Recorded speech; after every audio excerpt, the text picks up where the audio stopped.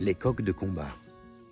Un roi désirait avoir un coq de combat très fort, et il avait demandé à l'un de ses sujets d'en éduquer un. Au début, celui-ci enseigna au coq la technique du combat.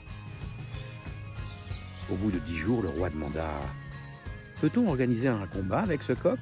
L'instructeur dit « Non, non, non, il est fort, mais cette force est vide. Il veut toujours combattre, il est excité et sa force est éphémère. » 10 jours plus tard, le roi demanda à l'instructeur « Alors maintenant, peut-on organiser ce combat ?»« Non, non, pas encore. Il est encore passionné, il veut toujours combattre.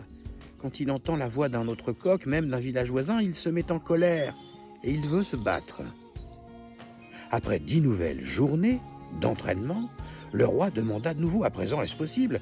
L'éducateur répondit « Maintenant, il ne se passionne plus. S'il entend ou voit un coq, il reste calme. Sa posture est juste, mais sa tension est forte. Il ne se met plus en colère.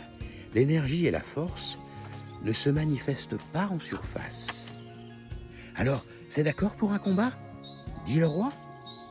L'éducateur répondit « Peut-être. » On amena de nombreux coqs de combat et on organisa un tournoi. Mais les coqs de combat ne pouvaient s'approcher de ce coq-là. Ils s'enfuyaient, effrayés. Aussi n'eut-il pas besoin de combattre.